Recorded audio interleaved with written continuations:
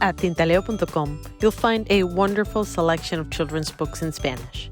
From an infinite list of Hispanic publishing houses, we select the best. We handpick every book title. We read them over and over again, fall in love with them, share them with our own kids, and only then we'll share them with you. We created this space because we love our language, our culture, and our roots, and we strongly believe that we can encourage bilingualism through the power of literature. Come and fill your bookshelves with books from tintaleo.com.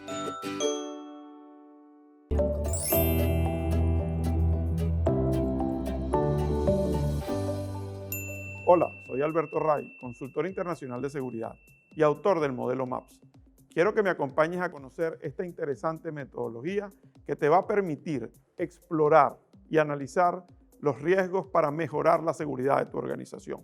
El curso está dirigido a gerentes y supervisores del área, pero también puede ser tomado por directores de las organizaciones. MAPS es una herramienta poderosa para gestionar riesgos de seguridad. Acompáñame. Más información en universidadposible.com.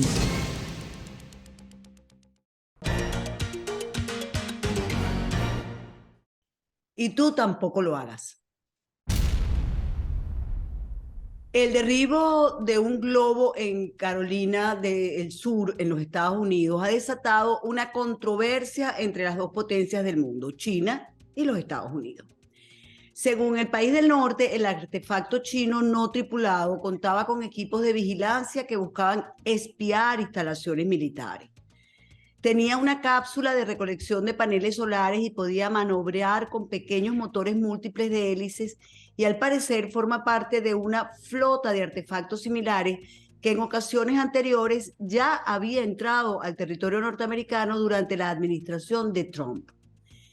Este último en particular salió de China, entró al territorio estadounidense por Alaska, pasando por Canadá y sobrevolando Montana y Missouri antes de ser derribado.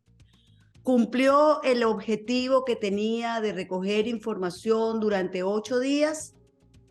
Ahora bien, la cosa no termina allí, no termina con el derribo de este globo, y es que el lunes pasado el gobierno de China confirmó que otro artefacto de las mismas características del globo derribado sobrevoló Latinoamérica y que ese globo es suyo. Beijing ha insistido en el globo que durante 8 días se paseó por los Estados Unidos, es de carácter civil y para propósitos meramente de investigación meteorológica, y calificó como dañina para las relaciones bilaterales la decisión de los Estados Unidos de derribarlo. Es exagerada la respuesta violenta de los Estados Unidos, ha dicho el viceministro de Relaciones Exteriores, Xie Feng. Nos viene entonces una interrogante. ¿Cómo hubiese reaccionado el gobierno chino si el globo hubiese sido norteamericano y entrado en el territorio de ellos? Para hablar de este tema, no callaré, se conecta de inmediato con Hugo Achá, experto en seguridad y defensa y director de investigación y divulgación de la Fundación por los Derechos Humanos en Cuba. Bienvenido, doctor, un placer tenerlo. Un verdadero gusto, estamos a sus completas órdenes. Bueno, la pregunta, este globo, o sea, el globo, según he leído en las últimas horas, o es una interrogante que se hacen varios analistas, los chinos han dicho que era para labores meteorológicas, recoger información meteorológica, pero eso no se lo cree nadie, ¿no? Además, el tamaño del globo, el globo medía, según he leído, 3 autobuses escolares juntos. Era un globo, un señor globo. A ver, yo creo que cuando uno revisa los aspectos esenciales, después no se equivoca al elaborar cuestiones más complejas. La China, que lo ha dicho abiertamente en el último congreso del Partido Comunista Chino, Xi Jinping, ha expresado de que se acabó la apertura. Se acabó el proceso que se iniciara bajo los auspicios de la administración Nixon. Se acabó la idea de que ser rico es glorioso. Se acabó el concepto tal vez un poco ingenuo de que el capital y el movimiento financiero iban inexorablemente a construir una China democrática. Algunos dirán que eso se terminó después de la masacre de Tiananmen, pero seguía habiendo esa esperanza en Occidente. China ha demostrado en los últimos años, primero porque adoptó formalmente una doctrina. Esa doctrina se llama la guerra irrestricta. No lo digo yo, está en un libro, los autores son dos coroneles del Ejército Popular, Wang Zhangshu y Guo Liang, y se puede reducir a lo siguiente. La China debe ser el hegemón global, debe ser la potencia dominante. Y para ello, la estructura que Occidente ha creado es dañina. Vale decir, la democracia representativa, el sistema garantista de derechos humanos, libertades civiles y políticas, perjudica las aspiraciones de China y no condice con su realidad, con su identidad y su cultura. En ese concepto se llama guerra irrestricta porque todos los aspectos de vida en sociedad son teatros de operaciones. Vale decir, China está en perpetuo conflicto con sus adversarios. No hay una declaración formal de guerra. Todo lo que se hace se concibe en el marco de una confrontación constante y permanente. Por ello es que China ha desarrollado actividades que nos llevan al tema del globo. El tema de las 1000 mentes, un programa en teoría, permítame hacer las famosas comillas en el aire, de mejoramiento académico y que terminó siendo un programa de captación de cerebros muy agresivo, que de académico tenía muy poco y de robo de tecnología muchísimo, que terminó con mucha gente, docenas de científicos occidentales y de otros países procesados y presos por las autoridades federales. También en ese sentido tenemos que ver de que la China no ha hecho un secreto de su proyección de poder a través de un uso gris de sus capacidades financieras. En América Latina los ejemplos más claros los podemos ver en el Brasil o en la Argentina, a donde inclusive hay una base militar que el gobierno del presidente Macri trató de renegociar y se topó con que no podía hacerlo sin comprometer la estabilidad financiera del país. Y finalmente, este programa de vigilancia, un programa de vigilancia encubierta con capacidades, en inglés se denomina stealth. Estos globos son muy difíciles de detectar. Esto determinó entre comillas, de nuevo descubrimiento de que 3 globos se habrían aproximado, usemos el lenguaje oficial del Pentágono, 3 globos se habrían aproximado a el perímetro de defensa de los Estados Unidos, 2 de ellos cercanos a la Florida y a Texas. Ninguno osó ingresar a territorio norteamericano, sobrevolar una de sus instalaciones más sensibles. Y la base aérea en Montana no es cualquier base. ¿Cuál es la importancia precisamente de Montana, de Missouri? A ver, en esto de que la guerra irrestricta, hay el concepto de que siempre hay que incrementar sobre los logros obtenidos. Vale decir, si se consigue un éxito, el suceso debe ser replicado e incrementado.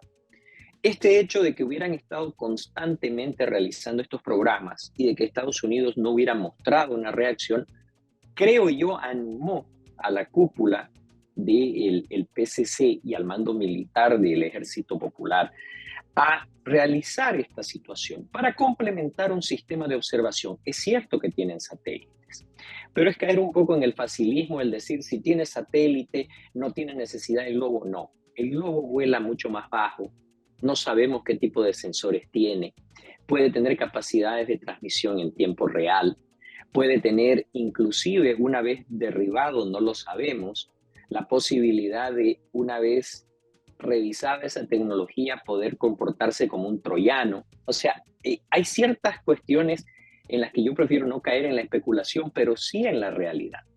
Y el hecho pero Missouri, Montana, ¿por qué Montana es tan preocupante?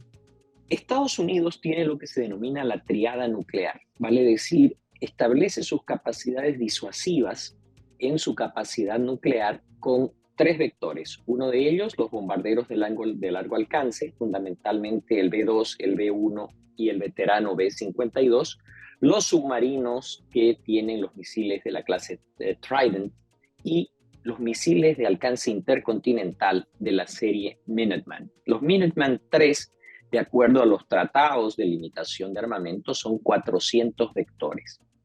Y 150 silos están en esta base aérea de Montana.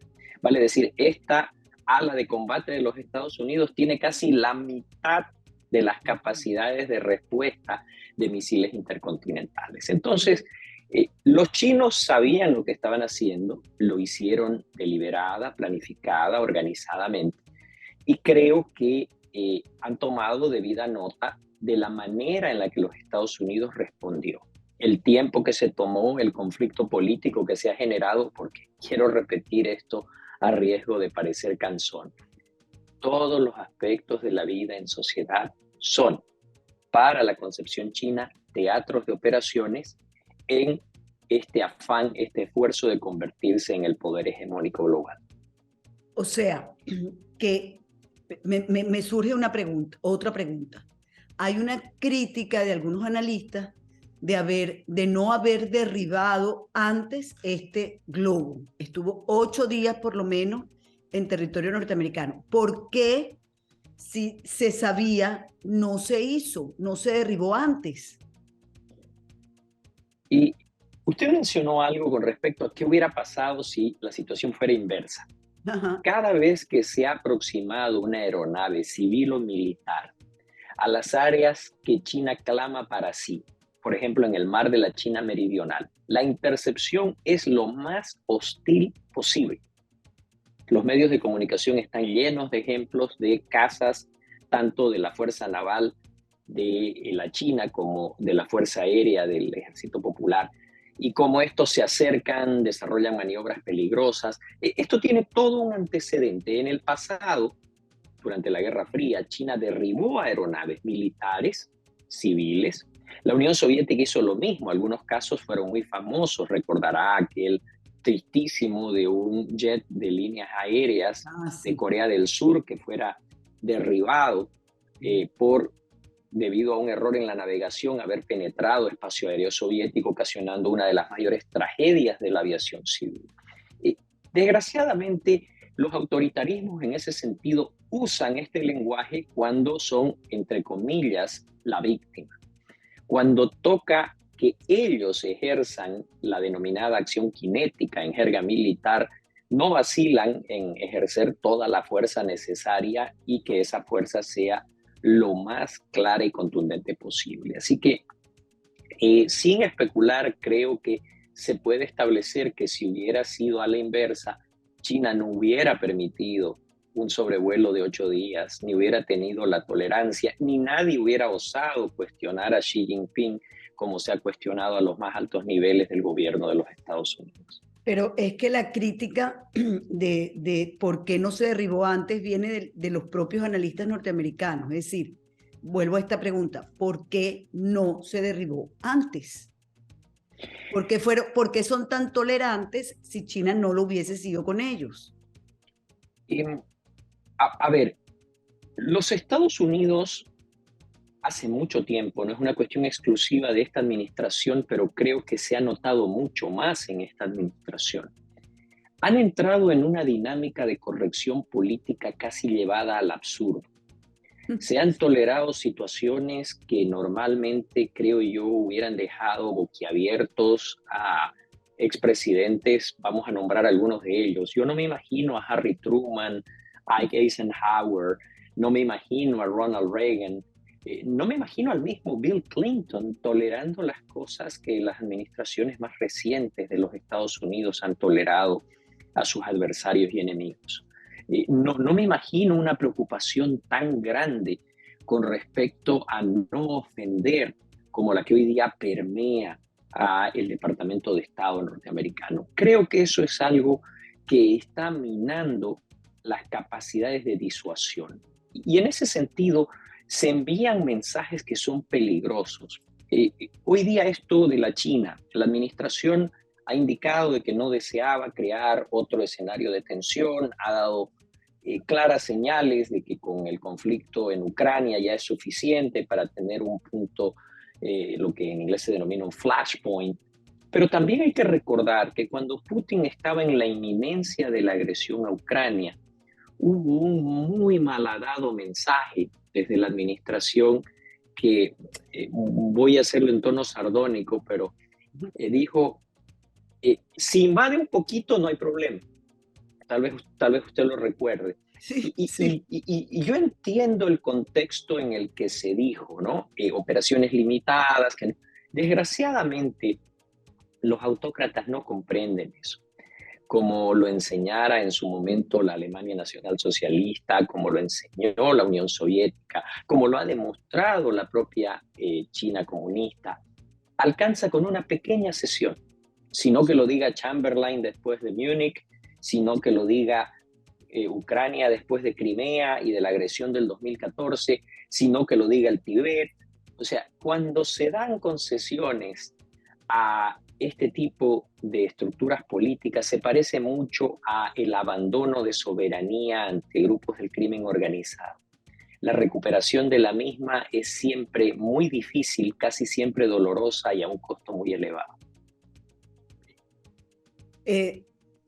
Bueno, hemos visto en los últimos años, usted me dice muy bien que estas cosas han pasado antes. Por ejemplo, se ha dicho o ha querido el Departamento de Estado, el Pentágono, decir que esto había pasado también en el gobierno de Trump, esto de los globos.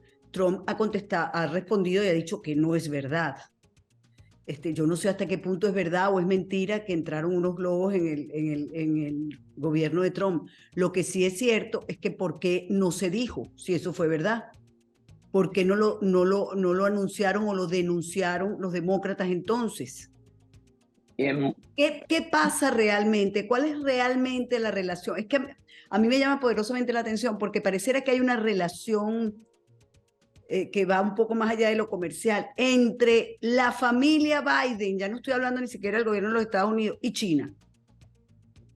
A ver, la vulnerabilidad de un funcionario de alto rango de cualquier gobierno que esté comprometido, es la palabra correcta, por cualquier tipo de situación con una potencia extranjera va a ser siempre una vulnerabilidad enorme.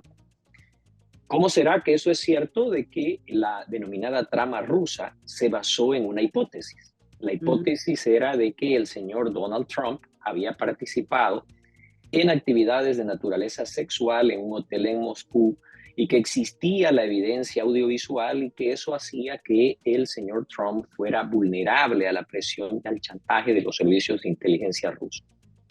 Esto no lo dice usted, no lo digo yo, era la base del famoso dossier Steele. Tomó 4 años y medio para que se definiera de manera clara y contundente que el dossier Steele no tenía ni un ápice de contenido sustentable con respecto a esa hipótesis. Y sin embargo motivó una de las persecuciones judiciales más sañudas de la historia política de los Estados Unidos. Y aquí hay que desprenderse del tema de que si fue demócrata o republicano. La polarización no puede justificar el abuso de las facultades de una parte del gobierno federal con respecto al ciudadano que tiene la investidura más importante del país. En este sentido, no es defender a Trump, porque de inmediato surge el que quiere apuntarle a uno el dedo y decir, pero vea lo que pasó después con el tema de la toma y el asalto al Capitolio. A ver, por favor. Esa hipótesis no se sostenía y fue comprobada por los organismos federales y por el Departamento de Justicia de los Estados Unidos. Seguir insistiendo en ello es caer en una teoría de la conspiración. Y no es con lo relación mismo. a China y Biden. No es lo mismo. No es lo mismo porque, a ver, hay, hasta donde yo recuerdo como parte del público en los Estados Unidos, hay 3 investigaciones, una con relación a Ucrania que se refiere a la empresa Burisma, donde existe una relación no explicada del señor Hunter Biden con intereses de una potencia extranjera. Que eso me va a hacer olvidar que hoy día Ucrania es una nación agredida y que necesita el apoyo, la solidaridad y el soporte de Occidente. No, pero es un hecho problemático que en algún momento no ha todavía arrojado los resultados necesarios de una investigación clara y transparente. Es también problemático que existen aunado a otra registros. cosa, disculpe el inciso, aunado a otra cosa, a que esa fue una información que trataron de silenciar de todas las formas posibles. Otra vez, es parte de lo que estoy hablando con relación a minar la integridad, la credibilidad y la seriedad de las instituciones que hacen a los Estados Unidos un gran país. El segundo aspecto tiene que ver con China.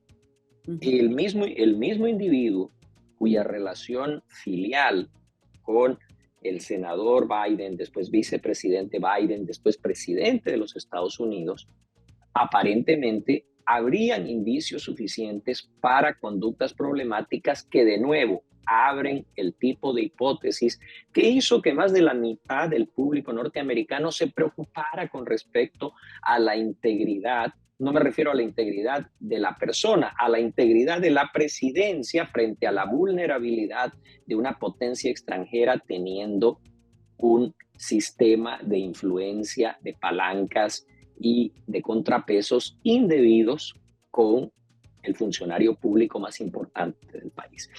Entonces, cuando hablamos de estos aspectos y añadimos un tercero, que es todavía más problemático, y es que cuando usted une el primero y el segundo, lamentablemente, y esto es una cuestión de dominio público, la persona señalada llegó a puestos, responsabilidades que no condicen con su formación, su experiencia y su background.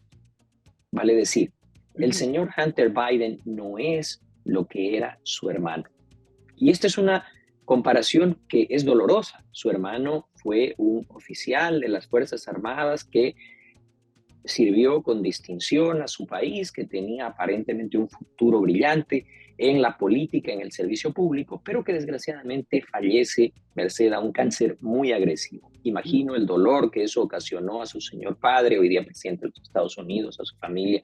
Desgraciadamente el señor Hunter no tiene esas características. Es una persona que si nos vamos por Dios, a las definiciones de la propia medicina, tiene una enfermedad, tiene una adicción, tiene un problema que complica muchísimo su capacidad de ejecutar y efectuar decisiones que puedan ser sanas, sólidas e informadas. Y este individuo parece no tener demasiados límites con respecto al ejercicio de su condición como hijo del presidente de los Estados Unidos. Si, como ha dicho el presidente, y vamos, a ver, si vamos a criticar que lo que se le hizo a Trump estuvo muy mal, tomemos el mismo parámetro, démosle el beneficio de la duda y el apoyo de la buena fe al presidente. Pero tiene que haber un límite. La opinión pública norteamericana merece saber si estos factores han o no colocado en riesgo la credibilidad y la integridad de la presidencia frente a la influencia de potencias extranjeras. Si esto es una explicación a los 8 días, a la tolerancia, al discurso, no lo sé. Si esto tiene que ver con cómo se condujo inicialmente la administración con relación a Ucrania, tampoco. Pero la mezcla de estas cosas y su contaminación con el factor político me parece peligroso. Muy recientemente, en un debate, se olvida de que la primera, desde el punto de vista de la administración, ayuda efectiva con respecto, por ejemplo, al envío de los misiles anticarro Javelin, se da en la administración de Trump. Se trata de oscurecer esto merced a aquella famosa y polémica llamada entre Trump y Zelensky, a donde se insinuó que se había pedido un quid pro quo y también se hizo otra situación compleja. Pero no se menciona que hay un momento cuando el senador Biden, devenido en vicepresidente, en una entrevista que está grabada y está en los medios disponibles públicamente, hace también una referencia con respecto al fiscal que investigaba el caso de su hijo y su relación con Burisma. Entonces, hay una frase en inglés, what is good for the goose, it's good for the gander. Si es bueno para uno, tiene que ser bueno para el otro. Y en eso debería basarse. En Venezuela decimos la salsa que es buena para el pavo, tiene que ser buena para la pava. Es más o menos lo mismo. Sí, por supuesto que esos son episodios que no se nos olvidan, que no son tan de atrás, o sea, son recientes, son cosas que se han dicho. Hay gente que dice, no, yo no creo. La verdad que a mí me preocupa enormemente porque sí vemos un desplome de lo que ha sido los Estados Unidos, por lo menos para el continente. A la gente no le gusta, a algunos sectores no les gusta que uno diga que los Estados Unidos ha sido el policía del mundo, pero yo siento como americana, es decir, que vivo en el continente americano, que era una protección y ahora nos vemos absolutamente desprotegidos, sobre todo cuando escuchamos, por ejemplo, las declaraciones de Nicolás Maduro con relación al globo, que critica el derribo, pero además no dice nada de que un globo también estuvo, otro globo, a partir de este lunes estuvo recorriendo Costa Rica, Colombia, Venezuela, y quién sabe, no sé cuántos días tendría, y no sé ni siquiera si lo han derribado, o me imagino que no lo van a derribar. Me imagino que debe andar por allí paseando, ¿no? ¿Por qué este globo, de América Latina, por qué recorre precisamente América Latina? O sea, porque entendemos que necesita información de los Estados Unidos de sus bases militares, pero en América Latina, ¿de qué? ¿Vías de escape? ¿Qué es lo que está buscando? A ver, Chile está haciendo un esfuerzo y también las conclusiones del Congreso del Partido Comunista fueron un reconocimiento a algo que ha sido un trauma para la izquierda global. La izquierda global repetía después del final de la Guerra Fría, de la debacle de la Unión Soviética, de lo que parecía la cuasi desaparición de los paradigmas del comunismo, del final de la idea de la lucha del proletariado, que después se reemplazó con otras situaciones, se habló de los movimientos sociales, del exacerbamiento de los conflictos dentro de la sociedad, de la promoción de derechos de grupos vulnerables, de una serie de herramientas que le han servido muy bien a esta izquierda. Pero también se repetía cual mantra de que la sustitución de Estados Unidos por China como poder hegemónico era inexorable, hasta que se descubrió, merced a la confrontación financiera a la que la somete los Estados Unidos, a la China bajo la administración Trump, que se olvidaba siempre un factor que a mí me lo enseñaron cuando yo estudiaba economía en los Países Bajos. Si no existe demanda interna, es muy difícil sostener un modelo. Se hablaba mucho de la generación de billonarios chinos, se hablaba mucho del tema de la tenencia de la deuda externa norteamericana en manos chinas, y se olvidaba de que la generación de la demanda del aparato productivo chino y de su gran capacidad manufacturera son los propios Estados Unidos. O sea, el gran comprador de China son los Estados Unidos. Es verdad. Y el segundo gran comprador de China es un grupo corporativo norteamericano. Vale decir que sin la demanda norteamericana, el fenómeno chino no tiene sostenibilidad. Su capacidad de generación de demanda interna es muy pequeña comparada con la población que tiene. Usted me corrige, pero yo tengo entendido que el expresidente Trump trató de cambiar un poco esas reglas del juego, vamos a decir así. Creo que no pudo, no lo logró. No. Hay cosas que a mí me alientan. No es un optimismo vacío. Ajá, me alienta que a partir de esa confrontación, olvidémonos de los nombres, porque los nombres generan pasiones, ¿no? Uno habla de Trump, habla de Biden, y pareciera que estamos en medio de... Pero déjeme decirle, yo en lo particular, a mí en particular, ninguno de los dos me gusta. No me refiero a usted, me refiero al clima que hoy día permea a todo el cuerpo social de Estados Unidos. Trump somete a este mito de la China como potencia a un test de realidad económica. Y el resultado es devastador para la China. Hasta antes de que suceda la trágica, porque es una tragedia global, irrupción del COVID, la China estaba arrinconada, se le había acabado el quid pro quo, ya no había cómo responder a esta situación y el estímulo para el retorno de capacidades instaladas y productivas, que por cierto se exacerba con el COVID, porque Estados Unidos se da cuenta que buena parte de su cadena estratégica, de su provisión en medios tan esenciales como la seguridad y la bioseguridad, estaban en China. Ha desarrollado un concepto que esta administración está intentando promover, que se llama el nearshoring, vale decir, traer la capacidad instalada y la inversión que se fue a China hacia lugares más cercanos, y se insiste mucho en América Latina. Qué ironía, en un momento cuando la hostilidad hacia Estados Unidos ha permeado, cuando se ha perdido, por lo menos momentáneamente, pero se ha perdido la posición, por ejemplo, de Colombia, cuando Venezuela parece tener un respiro, cuando hacia Cuba se envían señales de una casi apertura, no del nivel de lo que intentó el presidente Obama, pero claramente una apertura. Los Estados Unidos insisten en la inversión. Cuando terminó la Cumbre de las Américas, Mayorkas y Blinken hablaron de que hay que entrenar a 500,000 médicos y personal médico en todas las Américas para impedir una nueva pandemia. En esa situación, desgraciadamente, los Estados Unidos, aunque van en una dirección correcta, de nuevo se topan con este fantasma de la corrección política.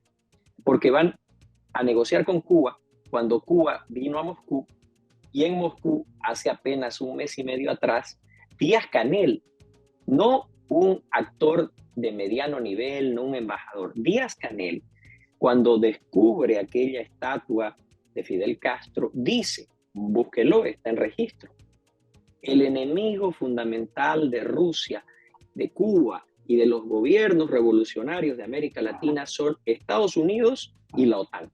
O sea, designó como enemigos al que intenta ofrecerle una apertura y a la estructura política que a través de la Unión Europea es su mayor proveedor de recursos lícitos. Es, de nuevo, ese ejercicio, yo diría, obstinado, terco, obcecado de la corrección política que hace que Estados Unidos, en particular, y Occidente en lo general, quieran de una forma u otra venderle la soga a un enemigo que lo único que quiere es ahorcarlos. Y con relación a lo sucedido y la respuesta de Petro en Colombia. Petro tenía pautada una reunión en Beijing y luego de lo del globo la adelanta. O sea, me voy más rápido para Beijing, porque además está pidiendo auxilio financiero para la construcción del metro de Bogotá. A ver, la ayuda china, esto me parece una verdad de perogrullo, nunca es gratis. Nunca. A ver, ninguna ayuda en teoría debería ser gratis. Pero cuando usted ve, no, vea lo que le voy a decir. Cuando hasta el Grupo de París le ha perdonado ingentes cantidades de deuda a La Habana, cuando a través de los mecanismos de alivio de deuda, países como Venezuela, Bolivia, Nicaragua se han liberado de grandes cantidades prestadas por Occidente, hay que reconocer que Occidente al final del día, a caballo de esa tan vapuleada moral judeo-cristiano occidental, ejerce un grado de solidaridad, ejerce un grado de comprensión que la lleva a hacer cuestiones que von Mises o Adam Smith se horrorizarían, porque no son esencialmente económicas, tienen más que ver con la mano extendida hacia el menos favorecido. Pero la China añade a esto un precio muy alto. Otra vez, para la China la capacidad financiera es uno de esos aspectos de vida en sociedad que se deben usar cual si de arma de guerra se trataran para lograr el predominio sobre para la doblegar. mesa. Así mismo. Bueno, ya para terminar, doctor, me encanta toda la explicación que nos ha dado, de verdad es interesantísima. Le pregunto, usted que es un experto en seguridad y en defensa, se habla mucho de que se están recogiendo los pedazos de este globo. ¿Qué se puede hallar de estos restos que sirvan precisamente para la seguridad y defensa de los Estados Unidos? Y lo segundo es, ¿este episodio va a pasar así por debajo de la mesa o va a traer alguna consecuencia? Primero, usted ya se ha dado cuenta, yo soy muy poco propenso a la especulación. Muy poco, sí, me he dado Una, cuenta. una vez que, y son otra vez de esas señales que me alientan, el comportamiento del señor Lloyd Austin ha sido de lo más serio de la administración Biden. Cuando el señor Lloyd Austin ha hablado, en general, inclusive los aliados de Estados Unidos sienten escuchar aquella voz de los Estados Unidos que mucha gente añora. Ese Estados Unidos que si dice, los vamos a apoyar, se apoya. Y hay que recordar que él fue el primero que dijo, hay que darle a Ucrania todos los medios necesarios para obtener una victoria estratégica. Hubieron quienes se pesaron los cabellos, lanzaron el grito al cielo en Washington. Y hoy día, cuando se le están enviando ya tanques de guerra principal, carros de combate, tecnología de punta en sistemas antiaéreos, ojo, Austin dijo lo correcto. ¿Por qué mencionarlo? Porque Austin dijo, vamos a evaluar las capacidades, los sistemas y la intencionalidad de desplegar este tipo de vectores en contra de los Estados Unidos. Yo voy a esperar esa evaluación para sacar una conclusión, porque está claro que es parte de un conjunto de sistemas que la China está desplegando muy agresivamente. La cancelación del viaje de Blinken me da una pauta de que la administración se da cuenta de que esto es grave, se da cuenta en función de lo que está sucediendo, se da cuenta y le ofrece una asistencia a Filipinas. Ojo, hay aliados que son tan difíciles que a veces uno dijera, Dios mío, si yo pudiera cambiarlo. Yo sé que Duterte no es precisamente ni la galleta más brillante del frasco ni la más limpia, pero es el aliado que tiene hoy Estados Unidos frente a la expansión de la China en esa región. Hay cosas que ocasionan nerviosismos. Japón hoy día está abandonando los mecanismos de restricción constitucional, construyendo una marina de aguas azules. Tiene por primera vez desde la Segunda Guerra Mundial no uno, sino dos portaaviones, que aunque eufemísticamente le diga cruceros antisubmarinos, son portaaviones. Y hay gente en el Asia que se siente un poco incómoda porque se acuerda lo que pasó con el Japón imperial, pero es el aliado fundamental en la contención a la China. Vivimos momentos muy complejos. La ofensiva rusa parece inminente en Ucrania. No sabemos si Putin, arrinconado por la falta de éxitos, tendrá o acudirá a la tentativa del uso de armas nucleares tácticas. La verdad es que nos espera un 2023 muy complejo y donde la China todavía, a raíz de este incidente, no ha descubierto todas sus cartas con relación a Taiwán. Hay que acordarse que cuando empezaba la agresión a Ucrania, China realizó movimientos que casi llevaron a un conflicto también en ese lugar del planeta. Si esto es parte de una crisis en desarrollo y si estamos yendo hacia lo que el señor Guterres, secretario de las Naciones Unidas, definió, que el mundo es un sonámbulo que con ojos plenamente abiertos camina hacia un conflicto global, pues los próximos meses nos indicarán si estaba en lo correcto o no. Gravísimo, la verdad, todo lo que nos resume en estos minutos. La verdad es que uno cuando, le voy a contar una infidencia, yo cada noche cuando termino de leer las noticias, cuando llego al cuarto le digo a mi marido, el mundo se va a acabar. Entonces me dice, ¿por qué? ¿Qué leíste? Y la verdad es que todo lo que uno lee es confrontación, es guerra, es una tragedia todo, ¿no? Sin embargo, yo quiero, como usted, ser optimista y pensar que la sociedad no se va a suicidar. No vamos a llegar, esperemos que no lleguemos a esos extremos, pero la verdad es que estamos en un año 23 sumamente complicado. Muchísimas gracias, doctor, por habernos dado este resumen tan bueno de lo que ha pasado con los globos chinos y de cómo está la situación en el mundo entero. Bueno, primero, para cerrar, yo quiero decirle que yo soy un ferviente creyente en los buenos, en aquellos que deciden hacer lo correcto. Y creo que también, así como hemos analizado esto, hay que mirarse en los ejemplos de Polonia, de los países del Báltico, en la mano abierta, en el coraje a enfrentarse a esa China que parecía invencible en lo financiero, a esa Rusia que parecía destinada a arrollar con todo.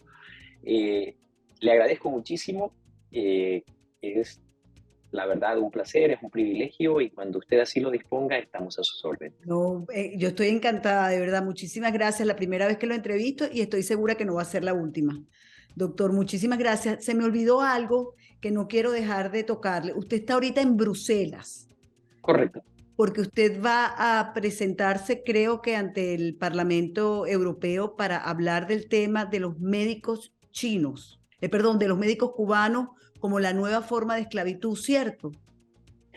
Eso es correcto, eso es parte de un proceso de investigación que hemos desarrollado en la fundación a la cual me honro en representar y de la cual soy director de investigación, y que después de varios años de un trabajo concienzudo, bien documentado, avalado por toda la evidencia necesaria, finalmente ha llegado, por un lado, a través de todo este trabajo acumulado, a estrados judiciales federales, donde por primera vez una organización internacional, la Organización Panamericana de la Salud, está contra las cuerdas por haber violado sus propios estatutos, porque el propio secretario de Estado norteamericano, el señor Blinken, ya 2 años seguidos ha definido esta conducta como uno de los 11 esquemas de trata y tráfico de personas y tratamiento análogo a esclavitud promovido por un Estado, en este caso Cuba, y que nos ha permitido exponer algo que no se debe permitir.